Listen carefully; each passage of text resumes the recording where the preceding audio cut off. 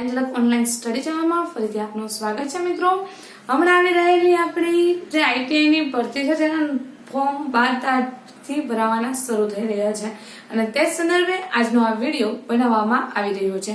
આશા રાખીએ ઘણા બધા મિત્રોને એવા પ્રશ્નો હશે કે કઈ રીતનો અભ્યાસક્રમ હશે, તો આ જે વિડીયો આપણે લેક્ચરની અંદર જોવાના છીએ તેની અંદર આપણે માત્ર એના અભ્યાસ વિશે માહિતી છે ડિટેલમાં જોવા માટે જઈ રહ્યા છીએ। તો સાથોસાથ આપને એ પણ જણાવી દઉં કે જો માહિતી ગમે તો આપને દરેક મિત્રો સુધી પહોંચાડજો અને જો કોઈ આપને ક્ષતિ જણાતી હોય જે માહિતી આપેલી હોય એમાં કે કોઈ અન્ય ચેનલના વિડીયો જોવો અને એમાં આપને કોઈ સુધારો લાગતો હોય તો પણ અમને ચોક્કસ જણાવજો, કેમ કે આપના સાથ સહકારથી જ અમને સમગ્રતા તરફ છે અમે આગળ વધી શકીએ એમ છીએ। એટલા માટે અમને જણાવવાનું ચોક્કસ ભૂલવાનું નથી મિત્રો। વાત કરીએ આપણી આઈટીઆઈ ઇન્સ્ટ્રક્ટરની પરીક્ષા સંદર્ભે। હવે આપ જાણો છો કે આઈટીઆઈ ની જે એક્ઝામ છે મિત્રો એની અંદર અલગ અલગ ટ્રેડ રાખવામાં આવેલા છે અને ટ્રેડનો અલગ અલગ સિલેબસ છે। બે વિભાગની અંદર સિલેબસ છે એને વહેંચવામાં આવેલો છે। એટલે તો વાત કરી દઈએ માધ્યમ વિશે, તો ગુજરાતી અને અંગ્રેજી બંને માધ્યમની અંદર છે એવું નથી અહીંયા સમજવાનું, પરંતુ માધ્યમની વાત કરીએ તો પરીક્ષાની અંદર ઘણા બધા પ્રશ્નો ગુજરાતીમાં હશે, પરંતુ મોસ્ટ ઓફ પ્રશ્નો જે ટોપિક રિલેટેડ હોય, દાખલા તરીકે મેકેનિકલ અને ઇલેક્ટ્રિકલના જે વિદ્યાર્થીઓ છે તેમને ખ્યાલ હશે કે ઘણા બધા પ્રશ્નો છે એની અંદર ઇંગ્લિશ વર્ડ છે વપરાતા હોય છે। તો એ સંદર્ભે જ્યાં મેળ પડતો હશે ત્યાં સુધી ગુજરાતીના પ્રશ્નો હશે અને અમુક પ્રશ્નો છે અંગ્રેજી ભાષાની અંદર પણ પૂછવામાં આવશે। તો એ દ્રષ્ટિએ આપણે ગુજરાતી અને અંગ્રેજી બંને માધ્યમની અંદર પેપર હશે। ખાસ આટલી સમજૂતી મેળવી લીધી। પરીક્ષા બે વિભાગની અંદર છે મિત્રો। કયા બે વિભાગ છે એની વાત કરીએ હવે તો બે વિભાગ છે એમાં એક છે OMR અને બીજો છે કોમ્પ્યુટર પ્રેફરન્સી। તો હવે જે મિત્રો OMR માં પાસ થશે, આપ જાણો છો કે ગૌણ સેવા પસંદગી મંડળ દ્વારા કોઈ પણ પરીક્ષા લેવામાં આવે એટલે એમની અંદર એવું ચોક્કસ નિર્ધારિત કરેલું હોય છે કે દરેક મિત્રોએ 40% કે તેનાથી વધારે ગુણાંકન વાળા હોય અને પાસ કરવાના હોય છે। પરંતુ સાથોસાથ અહીંયા આપણે બીજી એ પણ બાબત યાદ રાખશું કે શું 40% આવશે તો આપણે સિલેક્શન છે થઈ જશે તો કે નહીં થાય। શા માટે નહીં થાય મિત્રો?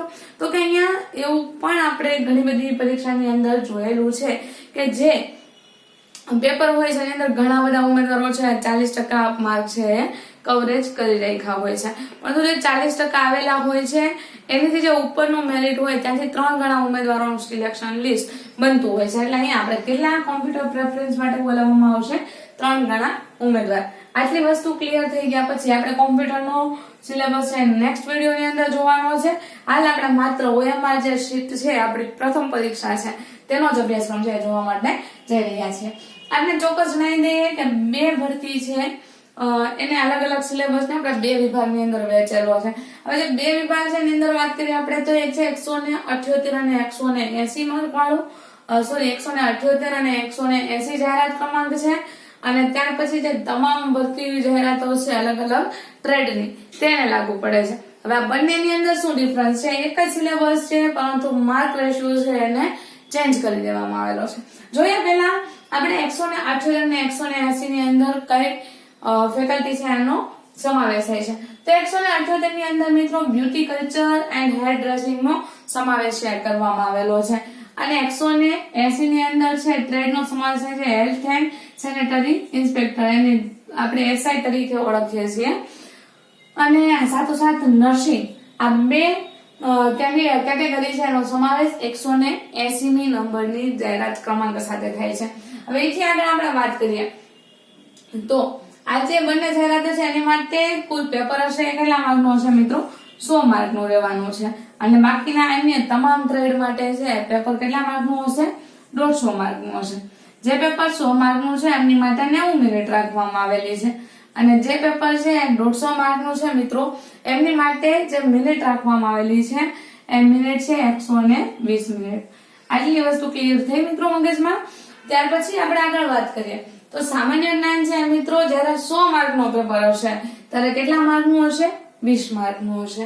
જ્યારે જે કેન્ડિડેટ 150 માર્ક વાળા ટ્રેડમાં આવે છે મિકેનિકલ પછી ઇલેક્ટ્રિકલ જોઈએ આપણે કે અધર ઇન્સ્ટ્રુમેન્ટલ જોઈએ, ગાર્મેન્ટ જોઈએ, તો એ તમામની અંદર 150 માર્કનો અભ્યાસ કરવાનો છે। ત્યાં સામાન્ય જ્ઞાન કેટલા માર્કનું થશે?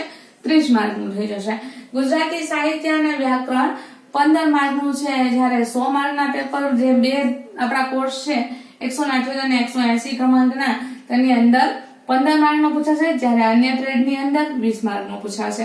અંગ્રેજી ગ્રામર છે એ 178 અને 180 ટ્રેડની અંદર માત્ર 5 માર્કનું હશે, જ્યારે અન્ય માટે 10 માર્કનું રહેશે. શૈક્ષણિક લાયકાતને અનુરૂપ એટલે તમે મેકેનિકલ ડિપ્લોમા કે એમઈ કરેલું છે તો તમારા માટે એના વિષય અનુરૂપ છે એ 90 માર્કનું છે પૂછાશે. એ જ રીતે આપણે ઇલેક્ટ્રિકલ કરેલું છે તો ઇલેક્ટ્રિકલ છે એ તમને કેટલા માર્કનું પૂછાશે? અહીંયા ઇલેક્ટ્રિકલ છે પણ અહીંયા 90 માર્કનું છે પૂછાશે.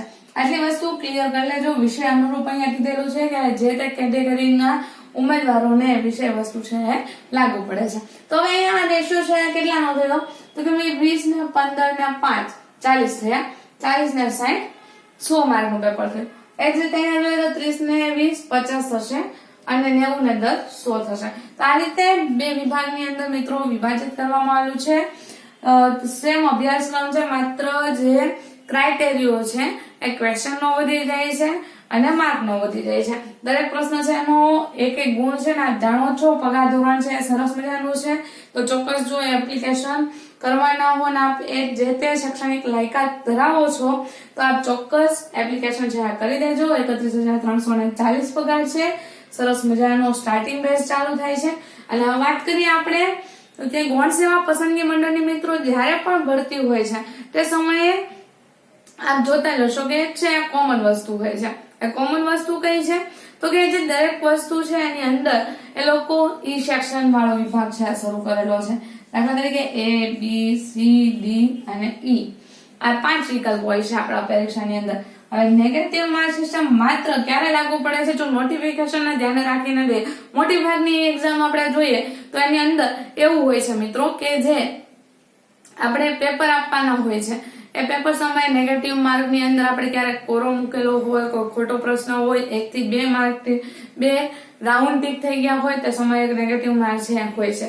પરંતુ અહીંયા માત્ર આપણે ઈ ની અંદર જો વિકલ્પ કરતા કે ABCD આ 5 માંથી તમે ઓપ્શન ની અંદર ટીક કરતા ચૂકી ગયા છો તો તે સમયે માત્ર તમારા 0.25 ગુણ છે કપાશે. એટલા માટે આપણે એક પણ ખાનું છે 100 માર્કનો પેપર હોય કે 150 માર્કનું હોય ખાલી છોડવાનું છે થતું નથી. આટલી હતી આજના વિડીયો લેક્ચરની માહિતી, ખાસ કરીને અભ્યાસક્રમ અનુરૂપ હતી. આશા રાખીએ આ માહિતી આપને ચોક્કસ ઉપયોગી બની હશે. જો બની એવું લાગે તો લાઈક કરી દેજો, આપના તમામ મિત્રો સાથે શેર કરી દેજો. અને હા મિત્રો, આજે એક્ઝામ આવી છે એના રિલેટેડ આપણા ઘણા બધા કોર્સ છે કમ્પ્લીટ કરી ચૂક્યા છે અને તે માટે આપે અમને અનએકેડમીની અંદર જોઈન કરવાના રહેશે. તો ચોક્કસ જોઈન કરજો. અને હા, આપને એ પણ જણાવી દઉં કે ટૂંક સમયની અંદર આપણા ઇંગ્લિશ વિડીયો લેક્ચર પણ શરૂ થવા માટે જઈ રહ્યા છે. તો તેને પણ આપ સપોર્ટ આપતા રહેજો જે રીતે આપ આપો છો એ રીતે. અને હા મિત્રો, કોઈ સજેશન હોય તો ફરીથી કહું છું શેર કરી દેજો.